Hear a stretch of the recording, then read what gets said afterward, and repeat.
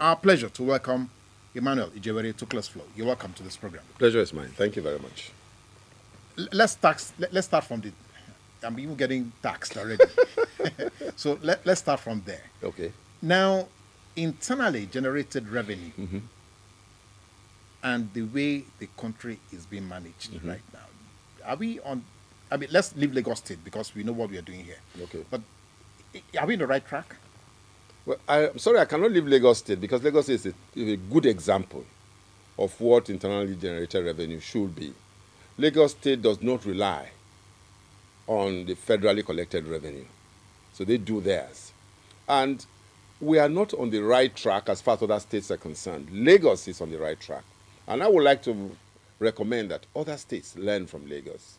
Lagos has been looking inwards, looking at innovative ideas, sometimes controversial, but still innovative to try to generate money themselves because the challenges of Lagos are huge. Now, going to the rest of the country, there are very many states I know do nothing in terms of internally generating their own revenue, working into the future. Remember, don't even remember that oil money will dry up because that's where the federal money is coming from. And where do they go from there?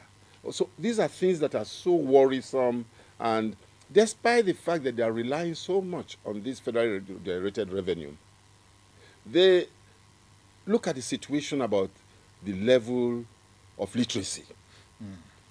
You know, I'm shocked by the report that came from United Nations and UNESCO. There are some states where illiteracy level is as high as 70%. In Nigeria? In Nigeria. In 2013? Of today, in 2013. These are serious issues. And you say, what talk about internally generated revenue. What is even the money they are collecting? Wherever the money comes from, the revenue is revenue. Wherever it comes from, what is it being utilized? Yes, that's right. So that's what is bothering me. And that's why I said, no, don't leave Lagos out, because Lagos is something that should be a point of reference. To all of us. Yes. Now, we'll still remain with tax for now. People are of the opinion that the incidences of tax or taxation are being borne by the poor, the downtrodden, the larger 95 or 90% of the economy, whereas the 5% that controls economic and political powers are not really being taxed appropriately. So you're a consultant, you know this field than any of us. Yeah. So how do you react to that? Well, there are different areas here. First of all, you have the tax that goes to the state, which are usually personal tax and so on, your PAYE and so on. And then you have the other tax, which is the CIT, companies income tax. Now, as for companies income tax, what's happened is that very many companies today don't have addresses that can be identifiable.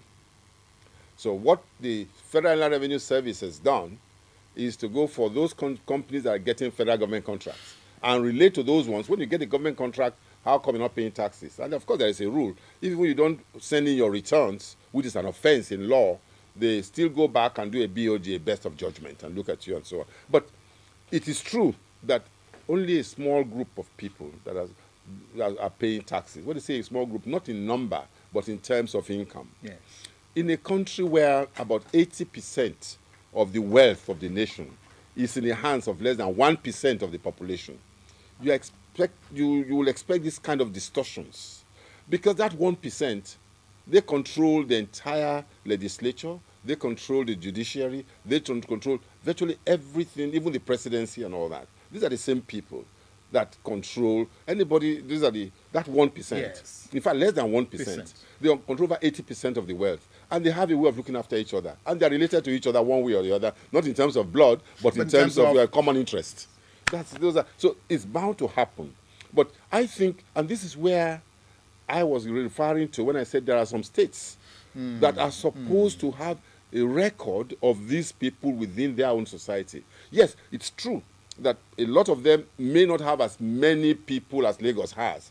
But the little you have, what have you done to be able to address this imbalance that exists in income vis-a-vis taxation?